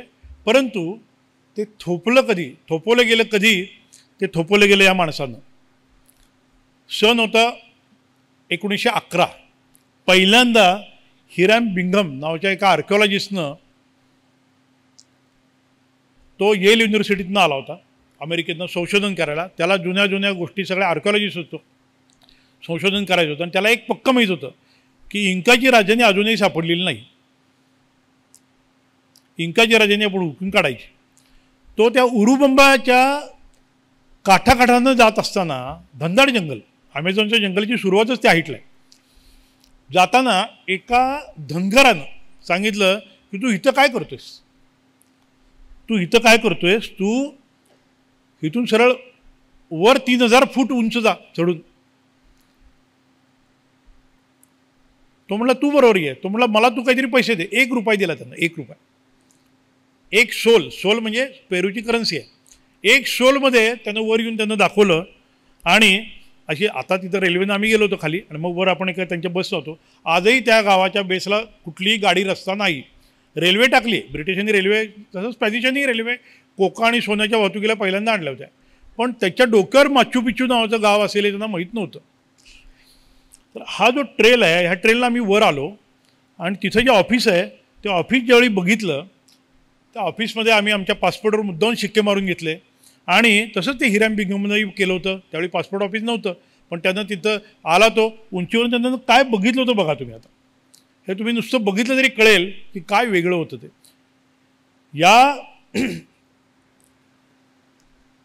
याची खोल जी दिसतीये ती खाली रेल्वे स्टेशन आहे आणि ती उरुबंबा नदी आहे. 3000 फूट उंचीवर आपण आलो आहे, 3500 फूट उंचीवर. त्या पायऱ्यानं आपण वर जातो. त्या पायऱ्यामध्ये खाली खोल सरळ दरी आहे ती खाली. म्हणजे वर आल्यानंतर आपण जे समोर बघतो ना त्याला म्हणतात माचू पिच्चू. एखाद्या गरुडाच्या घरट्यासारखं अवघड ठिकाणी असलेलं ते ठिकाण. 1000 पेक्षा जास्त लोक पूर्वी राहत होती तिथं. 250 पेक्षा जास्त इमारती आहेत. या माचू पिच्चूचं नाव सुद्धा स्पॅनिशांनी दिलेलं आहे, ते इंका नाही. कारण इंकाचा कोणीही माणूस सांगणारच नव्हता. माचूचा अर्थ आहे जुनं, पिच्चूचा अर्थ आहे अति उंचीवरचं डोंगरावरचं गाव, म्हणून ते माचू पिच्चू. तर हे असं गाव आहे. हे गाव जे सापडलं त्यानंतर तो हिरॅम बिंघम तर वेडाच झाला होता. तो काहीही न बोलता खाली आला, अमेरिकेत गेला. 100 जणांची संशोधकांची आणि कार्यकर्त्यांची टीम आणली, गेला वर. 1 लाखापेक्षा जास्त हा नेहमीचा व्ह्यू, हा तुम्ही अनेक चित्रात तो आयकॉन झाला आहे, आता पेरूचा आयकॉन झाला आहे. टुरिझमचाही आयकॉन झाला आहे त्यांचा. 1 लाखापेक्षा जास्त त्यांना सोन्याच्या वस्तू त्यावेळी आणल्या. 5 ते 6 लाखापेक्षा जास्त मातीच्या म्हणजे पॉटरीच्या काही वस्तू मिळाल्या, चांदीच्या मिळाल्या, प्लॅटिनमच्या मिळाल्या आणि 150पेक्षा जास्त सांगाडे मिळाले. त्या 150मधले 140 सांगाडे हे 10, 15, 20 वयाच्या मुलींचे होते. हे जी दगडाची बांधकामं ज्यांना बघितली, त्या दगडाची बांधकामात 1 इंचानं सुद्धा पडझड झालेली नव्हती. जे काही झालं होतं बाद ते लाकडी जे त्यांचं जे छप्पर असतं ते तेवढं गेलं होतं. कारण ते लाकडी छप्पर त्यावेळी दरवेळी करायचे, गवताची छप्पर आणि लाकडाचे वास करायचे, ते सगळं जाणं साहजिकच आहे. 400 वर्ष 1532 साली स्पॅनिश आले, त्याच्या अगोदर 201 वर्ष ते तयार झालं होतं आणि सापडले 1911 साली. 11 साली मी सापडायला सुरुवात झाली, हळूहळू एक्सप्लोर झालं ते. आणि जगाच्या टुरिझमच्या नकाशावर जे आलं ना ते हिरॅम बिंगमचं पुस्तक लॉस्ट सिटी ऑफ इंका म्हणून, आणि त्यानंतर 2-3 पिक्चर निघाले हॉलिवूडचे. त्यांनी जगामध्ये हायवाक माजला. साल आलो होतो 1932, 33, 40. यामध्ये पहिला जो ताजमहाल टुरिझमच्या नकाशावरचा होता तो 2 नंबरला गेला, आजही 2 नंबरला आहे. आणि माचू पिचू 1 नंबरला आहे. माचू पिचू हे पेरू देशात येणारा बाहेरचा कुठलाही माणूस 99% माणूस बघतात. जसं केन्यात जाणारा मसाई माराला भेट देतो, भारतात येणारा पर्यटक हा पहिला ताजमहाल बघतो, जयपूर बघतो, आग्रा बघतो. हा जो दिल्ली आग्रा जयपूर ट्रायंगल आहे तसं माचू पिचू आणि कुस्को तिथला हे आहे. आणि नास्का हा ते 3 गोष्टी आहेत तिथल्या. हे सगळं माचू पिचू आम्ही म्हणजे माझ्या तर स्वप्नातलंच होतं त्यावेळी बघताना. हे सगळं आम्ही बघितलं. दिवसभर जातो आपल्याला, म्हणजे 1 दिवस तर पुरेसा नाहीच आहे तिथं, परंतु आपल्याला तिथल्या नियमानुसार सकाळपासून संध्याकाळपर्यंत बघता येतं. तिथं मुक्काम करता येत नाही आपल्याला. तिकीट अगोदर काढावी लागतात. एकावेळी 10 ते 15 हजार लोक येऊ शकतात, पण त्यांनी ते लिमिट घातलं आहे.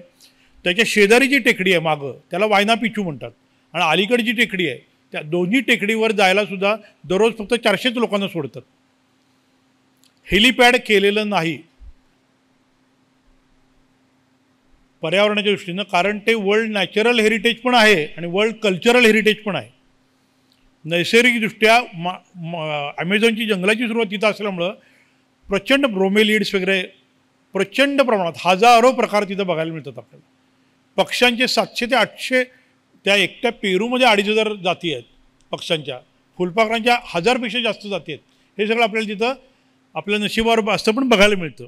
ह्या ज्या प्रत्येक वास्तू आहेत ना त्या वास्तू ते अर्थ काढलेले सांगतो मी तुम्हाला. नेमके काय आहेत? कुठं कोणी राजप्रसाद म्हणतं, कोणी जनानखाना म्हणतं, कोणी तिथं नरवळी द्यायची जागा म्हणतं, कोणी शिक्षा द्यायचा कडेलो टकमक पॉईंट म्हणतं, कोणी त्याला ऊर्जाच ठिकाणं म्हणतं, कोणी तिथं नक्षत्रांची दगडं आहेत. दगडं म्हणजे दक्षिण अमेरिकेत जे आपण मॅजेलिन्स क्लाउड म्हणतो, किंवा दक्षिण अमेरिकेची सदर्न क्रॉस हा दक्षिण गोलार्धातनं दिसणारं उठावदार नक्षत्र आहे. अगदी ऑस्ट्रेलियाच्या नकाशावर पण सदर्न क्रॉस आहे. सदर्न क्रॉस जे नक्षत्र आहे ना त्याचं मंदिर जिथं आहे, मी तुम्हाला फोटो दाखवतो. तर अशी जी मंदिरं आहेत हे स्पॅनिशांपासून संरक्षित राहिल्यामुळं सगळी मंदिरं आहेशीच आहेत ना. फक्त सोनं तेवढं तिथल्या बहुतेक हिरॅम बेगमच्या आसपास कधीतरी नेलं होतं, किंवा अगोदरच्याही लोकांनी काही नेलं असेल.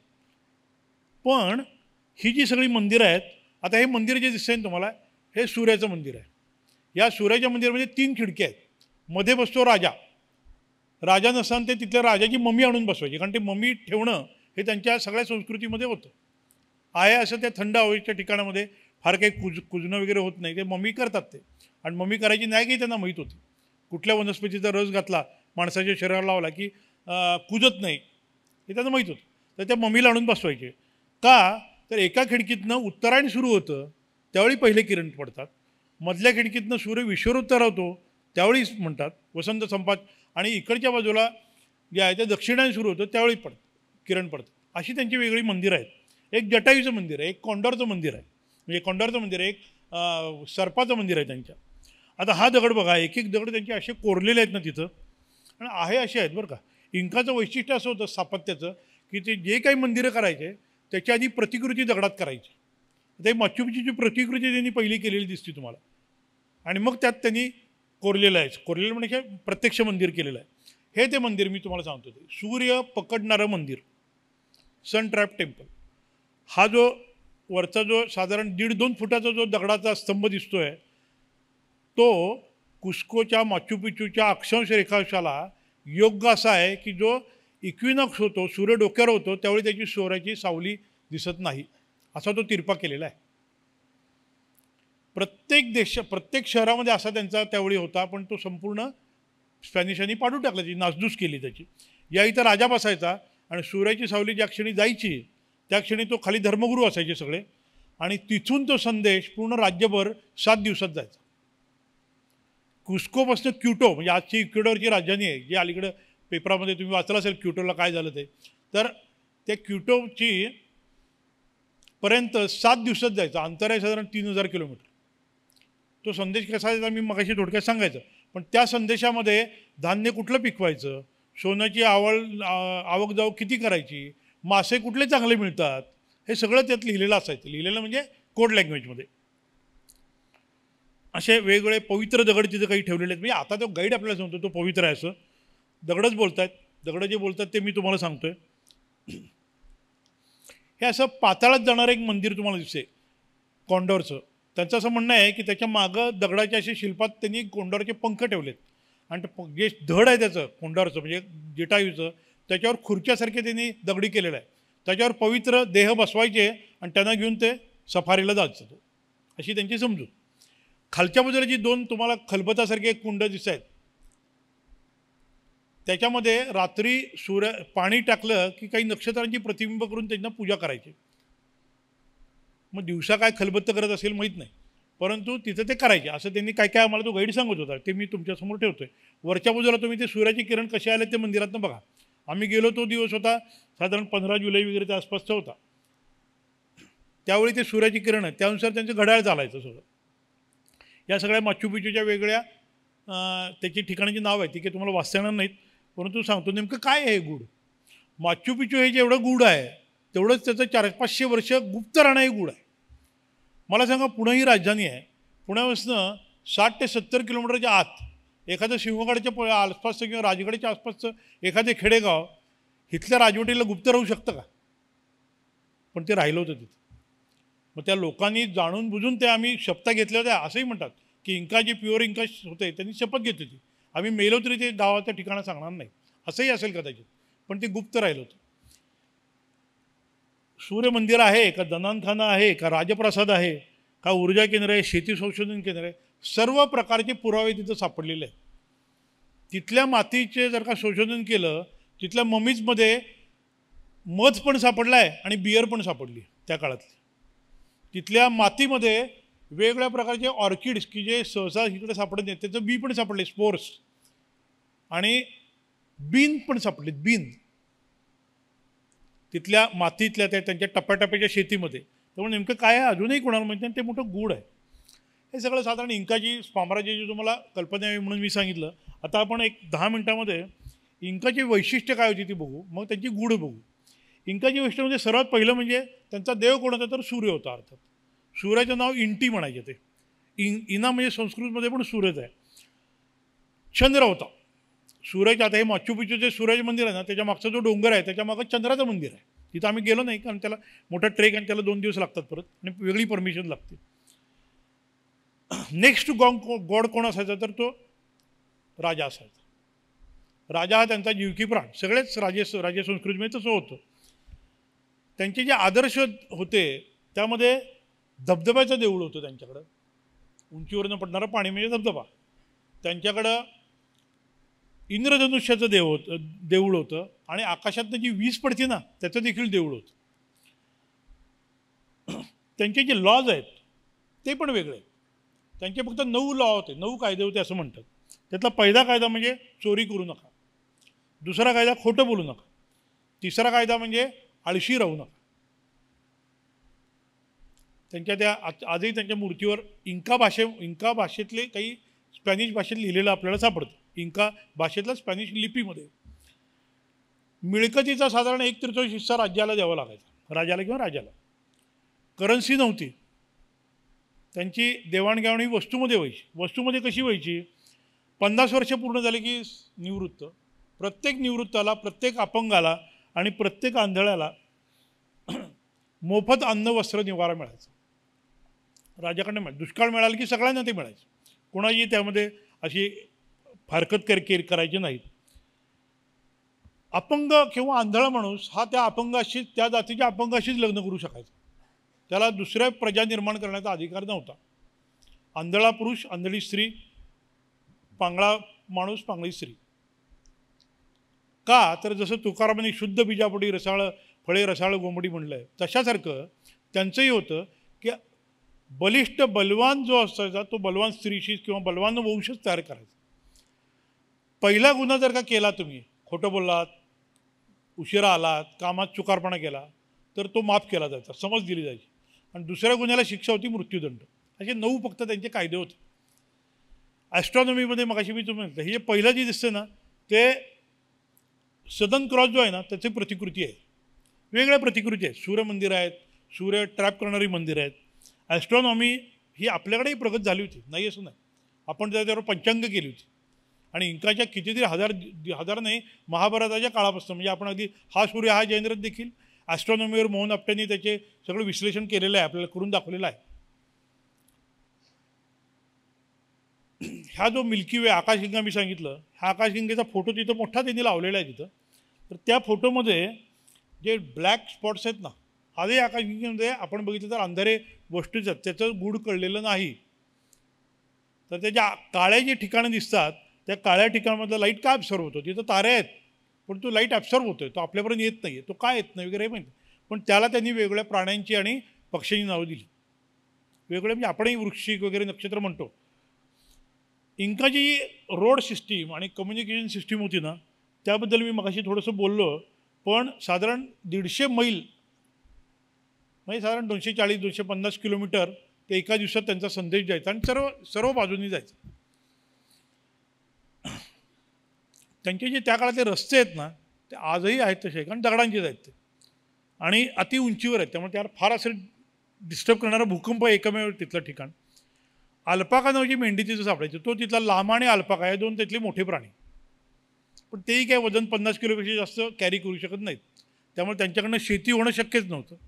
पण त्यांची जी वूल असायची, लोकर असायची ना, त्या लोकरीपासून ते दोरखंड करायचे. त्या दोरखंडापासून त्यांनी 150-200 फूट लांबीचे दरीवर त्यांनी असे ब्रिज केलेले आहेत. आजही ते आपल्याला बघायला मिळतात तिथं. इंका राज्य मी तुम्हाला सांगितलं, जरी एका रात्रीत पाडाव झाला असला तरी पूर्ण स्थैर्य होतं तिथं.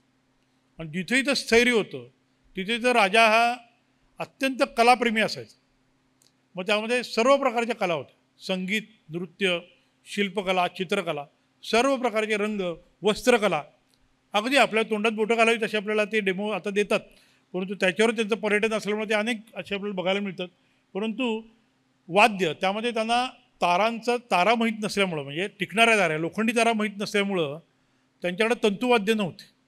पण तालवाद्य, म्हणजे ज्या प्राण्यांच्या चामडीवर तबल्यासारखे आवाज करणारी वाद्य आणि वायुवाद्य म्हणजे बासरीसारखी वाद्य ही त्यांच्याकडे भरपूर होती. बांबूचं पीक तिथं प्रचंड. मग नृत्य होती, त्याबद्दल जास्त वेळ मी घेत नाही, अगोदर वेळ झालेला आहे. त्यांची इरिगेशन सिस्टीम, इंका संस्कृती ही अँडीजपासून सुरुवात झाल्यामुळं तिथं 12 महिने 24 तास 365 दिवस वर्षाचे ग्लेशियर असायचे. त्या ग्लेशियरपासून त्यांनी पाणी आणलेलं होतं. त्यांचे जे रस्ते होते, त्या रस्त्याचा फोटो कुठेतरी गेला मगाशी, त्या रस्त्यामध्ये सेंट्रल ड्रेनेज सिस्टीम ओपन असायची. डावीकडच्या आणि उजवीकडच्या ह्याच्यामध्ये ड्रेनेज व्हायचं आणि मधल्या चरातनं प्यायचं पाणी जायचं, अशी त्यांची सिस्टीम होती. किती किलोमीटर, 40-50 किलोमीटर अंतरावरनं त्यांनी हे पाणी आणलेलं असायचं. वस्त्राचं मी सगळं बोललो, त्याबद्दल जास्त मी हे बोलत नाही. त्यांची जी लिपी होती, त्यांना लिपी नव्हती, मी मग सांगितलं, पुस्तक नव्हते, ग्रंथ नव्हते, पण त्यांची लिपी कोड लँग्वेजमध्ये होती. त्याला म्हणायची क्युपू. बोलीभाषा होती क्वेचुआ किंवा आयामारा म्हणायची. तर क्वेचुआ भाषेमध्ये लिपी नसल्यामुळं ही अशी म्हणायची. आणि दुर्दैव त्यांचं काय ते पुढे मी सांगतो.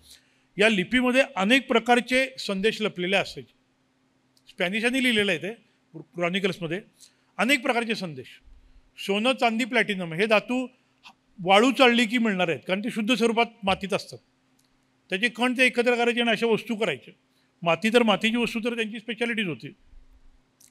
अगदी फेस प्रेझेंटेशन असलेली ब्रिज डिलिव्हरी जी असते ना, ब्रिज म्हणण्यापेक्षा जी डिलिव्हरी असते त्याची देखील शिल्प त्यांनी केलेली आहेत.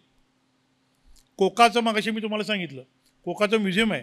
कोकाची 7 प्रकारची झाडं, त्यांची गोष्ट ही एका तरुणीची होती की जी अत्यंत मादक, कोका म्हणजे मादकता, ते मादक तरुणीभोवती गुंफलेली आहे. शेतीबद्दल मगाशी मी बोललो, जास्त काही बोलत नाही जास्त, कारण वेळही झालेला आहे. त्यांच्या एका बाजारातही आम्ही गेलो होतो, तिथं अनेक प्रकारचे मके आणि अनेक प्रकारचे भाज्या तिथं असतात. हे सगळे बटाटे आहेत बरं का, हे सगळ्या रंगाचे दिसतात ते बटाटे आहेत.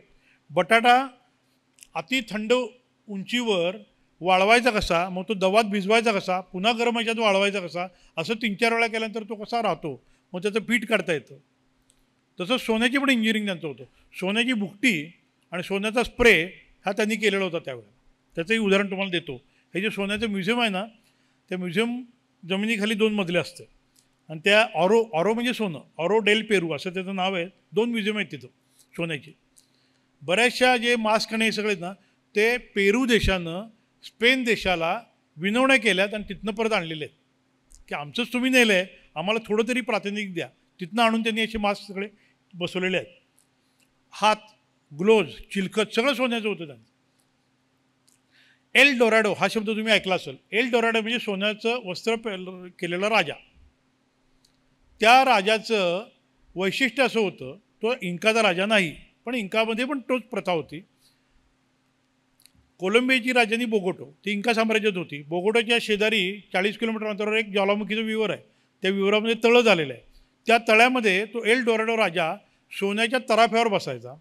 सोन्याच्या भुकटी त्याच्या अंगावर असायची, सोन्याचे दागिने असायचे आणि तो तराफ्यावरून मध्ये जायचा आणि पूर्ण अंगावरची वस्त्र तो हळूहळू ती सगळी सोन्याची दागिने खाली टाकून द्यायचा. आणि हे सगळं बघायला कडेनं प्रजा जमलेली असायची आणि ती प्रजा स्वतःच्या राजानं टाकलं म्हटल्यावर स्वतःचे अंगावरचे दागिने त्या सरोवरामध्ये टाकून द्यायचे. ही आख्यायिका 1500 कोलंबस ज्यावेळी आला, हे सगळं पोस्ट कोलंबियन झाले, प्री कोलंबियाच्या असं माहीत नव्हते. पण कोलंबस ज्यावेळी वेस्ट इंडिजला त्रिनिदादच्या बेटाला लागला, ते साल होतं 1492. त्या सालानंतर हळूहळू एक एक सगळी घटना युरोपात गेल्या आणि गोल्ड रश सुरू झाले. आणि 1600 सालातलं एक साल असं होतं की त्या साली या तळ्याच्या अवतीभोवती 7 एक्सपिडिशन होत्या, 7ही युरोपमधल्या मिशन्स होत्या. का तर आम्हाला सोनं पाहिजे. 1600 सालापासून 1800 सालापर्यंत त्यांना ते सोनं मिळालं नाही. शेवटी 1800 साली त्यांनी त्या ज्वालामुखीच्या विवराला एका बाजूला खंदक पाडायला सुरुवात केली, पाणी वाहून जायला लागलं आणि मग त्यांना सोन्याचा तराफा सापडला. तो इथं दिसतोय आजही माद्रिदच्या मध्ये, तो तराफा ठेवलेला आहे. त्याची प्रतिकृती रिप्लिका करून त्यांनी आम्हाला पेरूमध्ये दाखवली. तर हे सगळं आपल्याला दिसतं. तो राजा बसलाय, सोन्याचे दागिने करतो, ही सगळी सत्य घटना होती. फक्त ती 300-400 वर्ष कोणाला माहीत नव्हती. इंकामध्ये काही दोष होते, काही उणिवा होत्या. त्या उणिवामध्ये मगाशी तुम्हाला वारंवार सांगितलं मी, त्यांना घोडा नव्हता, गाढव नव्हतं, त्यामुळे आक्रमण करता यायचं नाही. गाय नव्हता, बैल नव्हता, त्यामुळं शेती करता यायची नाही. नाणी नव्हती, करन्सी नव्हती. लोखंडच नव्हतं, त्यामुळे लोखंडाची शेती, लोखंडाची टूल्स कुठली नव्हती, हत्यारं नव्हती. चाकाचा शोध लागला नव्हता, त्यामुळे गाड्या नव्हत्या कुठल्या, रथ नव्हते आपल्याकडे होते तसे. कितीतरी प्रकारच्या लॅक्युनी आहेत. पण त्यातला तुम्ही शेवटचा मी त्यातलं वाचून दाखवतो की ते इंका हे चातुर्वर्ण्य मानणारे होते आणि शूद्रांना जुमानणारे नव्हते. त्यामुळे त्यांच्याच राज्यात त्यांचे शत्रू तयार झालेले होते.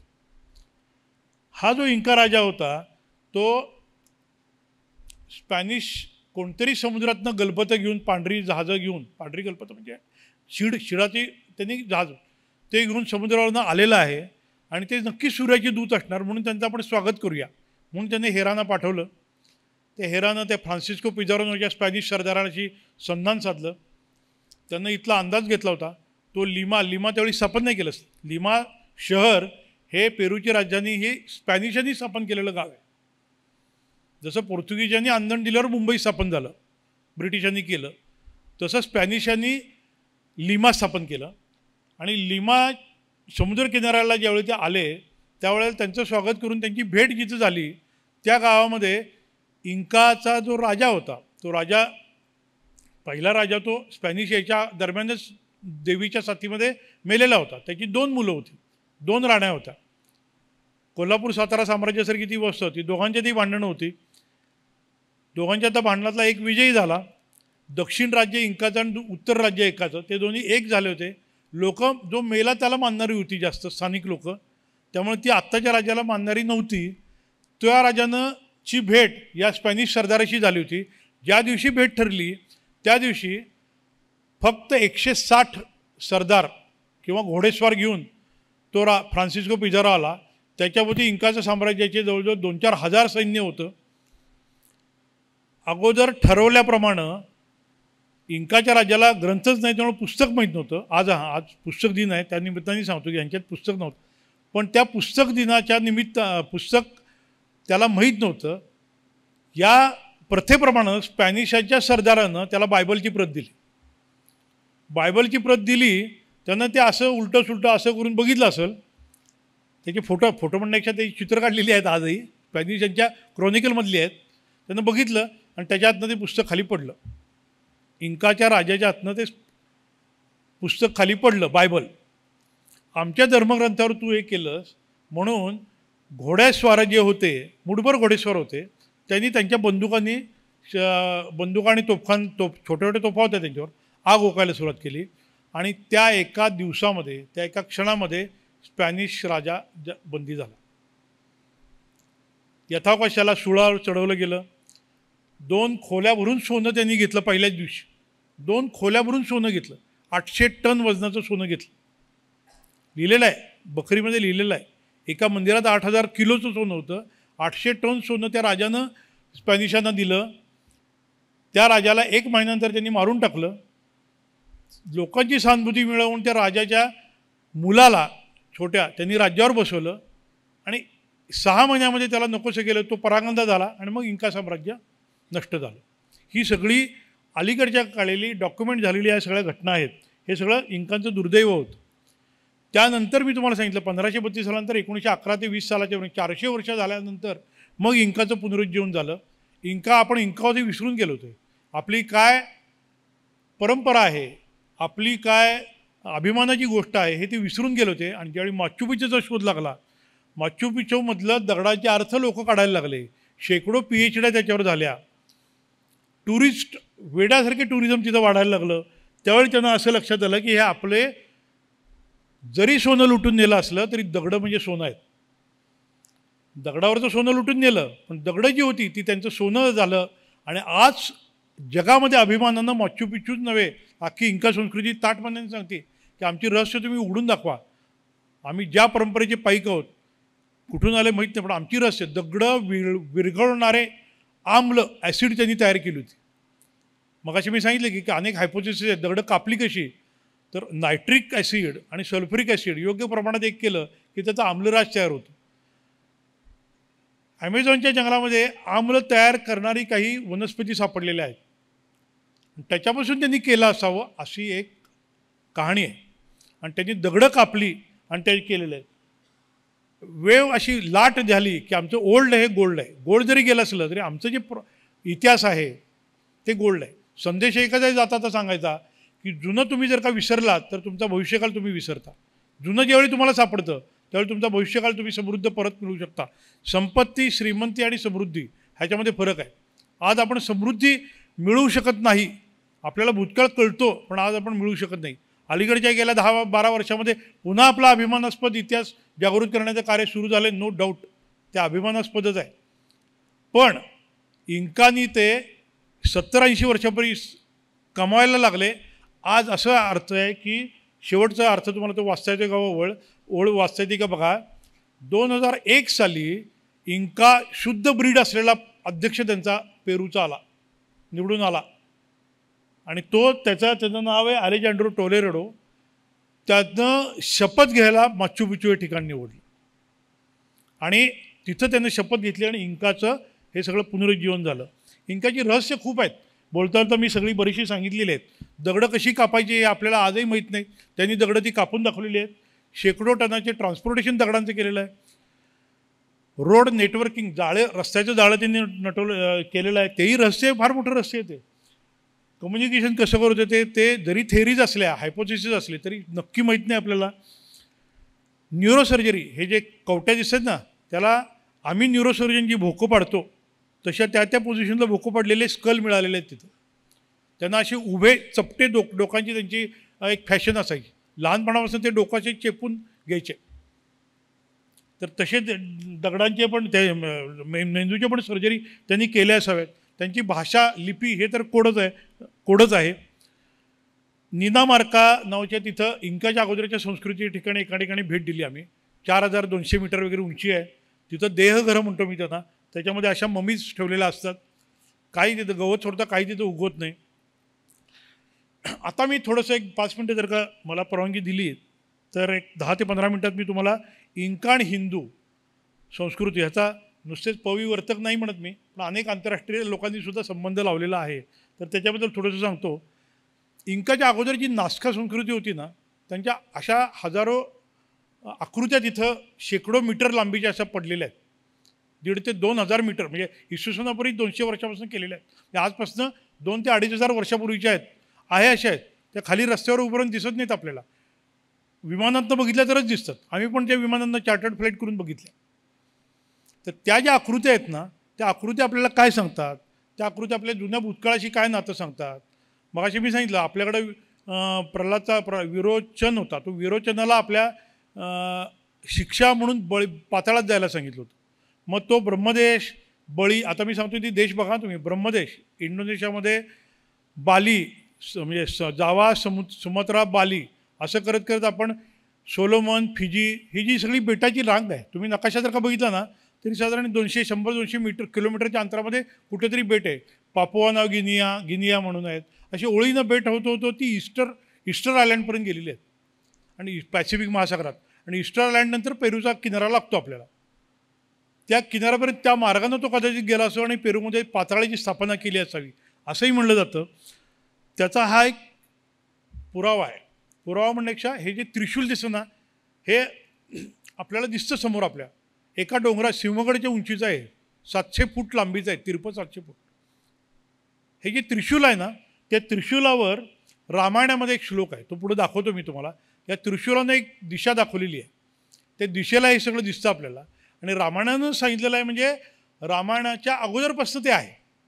रामायणात राम सुग्रीवाला सांगतो, तो श्लोक मी पुढे सांगतो तुम्हाला. पण ही नास्का संस्कृतीमधल्या काही रेषा आहेत त्या अगोदर बघू आणि मग आपण तिकडं येऊ. अनेक जिओग्लिफ्स म्हणतो आपण त्यांना. आता जी कोकणात सापडतात ती पातळात कोरलेली आहेत, सड्यावर कोरलेली शिल्प आहेत. ही कोरलेली शिल्प नाहीत, ही नुसती माती आणि दगडं बाजूला केलेली शिल्प आहेत. रेषा आहेत, शिल्प म्हणण्याच्या आकृती आहेत त्या. पहिल्यांदा ज्यावेळी विमान उडलं ना त्यावेळी ती पहिल्यांदा कळली. त्या भागामध्ये विमान उडलं ते वैमानिकानं पाहिलं की खाली काहीतरी या आकृत्या दिसतात, त्या काय आहेत. त्या आकृत्यात जाताना आपल्याला ते असं विमान करावं लागतं. 2 जणांचं, 4 जणांचं, 8 जणांची विमानं. त्यापेक्षा जास्त मोठी विमानं तिथं ठेवत नाहीत, कारण ते खाली उंचीवरून आपल्याला दाखवतात. ते साधारण 6 किलोमीटर उंचीवर आपल्याला नेतात आणि खाली आपल्याला ते दिसतं. प्रत्येक आकृती साधारण 70-80 आकृत्या आहेत. आता तर जास्त सापडल्यात, पण 70-80 आकृत्यापैकी आपल्याला 15 ते 20 आकृत्या दाखवतात. ते इकडून एकदा या खिडकीतल्या लोकांना, इकडून एकदा या खिडकीतल्या लोकांना, असं ते विमान उडतं. आणि त्यामध्ये आपल्याला हे दिसतं बघा, तुम्ही नीट बघितलं तर एक माकूड दिसतंय. त्या माकडाची लांबी आहे 2 किलोमीटर. त्याची जी शेपटी आहे ना सगळी, ते शेपटी म्हणायच्या ते कुठेही क्रॉस न झालेल्या आकृत्या आहेत.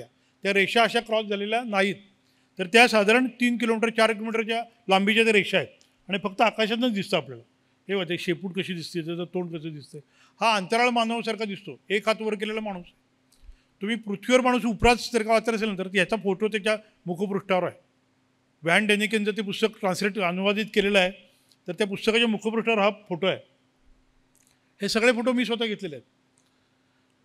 आणि कुत्रा आहे तिथं जे प्राणी सापडायचे ना त्यातले बरेचसे प्राणी तिथं आपल्याला दिसतात. हे कुत्रा आहे बघा, खाली तोंड केलेलं, 4 पाय आणि शेपटी उंच केलेली आहे. हा कोळी आहे फार मोठा. हा तिथला आयकॉनिक फोटो आहे. हा फोटो, याचं नाव आहे हमिंगबर्ड. त्याला रुणझुण पक्षी आम्ही असं नाव दिले माझ्या पुस्तकामध्ये. प्रचंड मोठा हमिंगबर्ड आहे. हा पेरूचा आयकॉनिक इमेज आहे ती. असा रस्ताही त्यातनं गेलेला आहे. पेरूचा जो ग्रँड ट्रंक रोड मगाशी मी म्हटलं ना, तो ग्रँड ट्रंक रोड हा त्या वाळवंटातनं गेलेला आहे. 2-2.5 हजार वर्ष या आकृत्या आहेत तशा आहेत. खाली उभं राहिले तर दिसत नाहीत, आकाशातनंच दिसतात. मग काढल्या कुणी, काढल्या कशासाठी आणि टिकल्या कशा, हे सगळं गूढ आहे तिथलं. आणि इंकाची त्यामध्ये आपल्याला इंका संस्कृतीमध्ये या रेषांचं प्रतिबिंब दिसतं. इंकाची अनेक पॉटरीज भांड्यावर ह्याची आकृती आहेत. असे त्यांनी काही टॉवर केलेले आहेत. त्या टॉवरवर समोर जो दगड दिसतोय, डोंगर दिसतोय, त्या डोंगरावरच्या या आकृत्या आहेत बघा. क्लोजअपमध्ये घेतलेला फोटो इथे माझ्या. एक फॅमिली त्यांनी दाखवलेली आहे. विमानाच्या धावपट्ट्यासारख्या मोठ्या मोठ्या धावपट्टी आहेत. 16 किलोमीटरची धावपट्टी आहे. आता कशासाठी केली असेल, काय केली असेल, थेअरीज आहेत. या बाई जी आहे ती एक मारिया रिशी म्हणून संशोधिका आहेत जर्मन, त्या आता एक्सपायर झाल्या. त्यांच्या समाधीला मुद्दाहून गेलो होतो. त्यांनी 40 वर्ष तिथं संशोधन केलं. तर ह्या ज्या संस्कृती आहेत, माया संस्कृती, इंका आणि ॲस्टेक, ह्या त्यांचा आणि हिंदू संस्कृतीचा अभ्यास, त्याच्यावर अनेक व्याख्यानं होतील.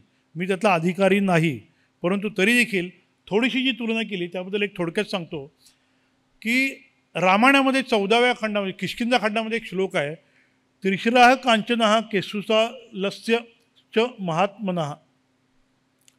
3 शिर असलेले, म्हणजे 3 टोकं असलेलं एक त्रिशूल तुला दिसेल. राम सुग्रीवाला सांगतोय. तो एका वेदीमधनं वर आलेलं आहे. सवेदिका म्हटलं त्यांनी. त्या वेदीमधनं म्हणजे यज्ञातनं वर आलेलं तुला दिसेल. यज्ञ म्हणजे ते कांचन म्हणजे सोनं, म्हणजे सोनं म्हणण्यापेक्षा आपल्या संस्कृतीमध्ये सोनं, तर सोन्यासारखं पिवळं, कारण ते पूर्वेला तोंड करून आहे. पहिले सूर्याची किरण पडली की ते कांचनासारखं दिसतं. हा जो शोध आहे तिथं, त्या दिशेनं तू 60 ते 70 योजने गेलास तर तिथं तू सीता पाताळ लोकांनी नेली का ह्याचा शोध घे, असं सांगणारा तो शोध आहे. आणि त्याच्यामध्ये तुम्ही तिसरी ओळ जर का शेवटचा शब्द बघितला असेल तर उदय पर्वत असा शब्द आहे. उदय पर्वत म्हणजे अँडीज पर्वत, की ज्याच्यावर सूर्याची किरण पहिल्यांदा पडतात. हिमालयापेक्षा तो कमी उंच असला तरी विषुववृत्तावर असल्यामुळं मुळातच तो हिमालयापेक्षा 4000 किलोमीटर उंच आहे. त्यामुळे सूर्याची किरण लांबून तुम्ही जर का बघितलं तर पृथ्वीच्या कुठल्या भागावर जास्त वेळ असतात तर ते अँडीज पर्वताच्या शिखरावर आहे. त्यामध्ये माउंट चिंबोराशी आहे, अनेक 2-4 पर्वत तिथले आहेत. तर त्या पर्वतावर सूर्याची किरण जास्त वेळ असतात आणि लवकर पडतात. तर त्याला उदय पर्वत असं नाव दिलेलं आहे. हिंदू संस्कृती आणि आपल्या या इकडच्या दक्षिण अमेरिकेच्या संस्कृती आहे, ह्याच्यामध्ये अनेक साम्य आहेत. फार साम्यामध्ये जात नाही, पण शिवलिंगाची पूजा असते, सारीपाट आहे, आपल्याकडे सारीपाट म्हणतो. अगदी म्हणजे कितीतरी नाकातले तिकडच्या बायकांच्या सगळ्यांच्या डावी नागपुडी ही नथ घातल्यावर की हे सापडते आपल्याला, आजही सापडते. बोकं पडलेले असतात त्यांना. अनेक परत गरुड आहे आपल्याकडं, शेषनाग आहे, म्हणजे तिकडं पण त्यांनी त्यांचे देव आहेत. ते आपल्याकडची रोटी तिथं तशाच रोटी मिळतात त्या काळात माया लोकांच्यात, इंकापेक्षा मायांच्या लोकांच्या, आणि आपला साधर्म्य जास्त आहे. तर अशा याच्यावरची माझी सगळी ही पुस्तकं पण आहेत. आणि आज मला आपल्याशी संवाद पण साधता आला. तर खरोखर सांगतो, व्हेन द स्टोन स्पीक असं जरी असलं, स्टोन डू स्पीक. फक्त तुमच्याकडे ते नजर पाहिजे, तुम्हाला उलगडून सांगणारा एखादा शास्त्रज्ञ किंवा मार्गदर्शक पाहिजे, तुमच्याकडे ते कान पाहिजेत आणि तुमच्याकडे ती उत्सुकता पाहिजे. I would rather own little and see the world than own the world and see little of it. पुन्हा एकदा मला इथं बोलवलं त्याबद्दल आयोजकांचे आभार. आणि आपण सर्वांनी इतका वेळ, जवळजवळ 1.5 तास मी बोलतो आहे, ऐकून घेतलं त्याबद्दल आपल्या सर्वांचे आभार. धन्यवाद.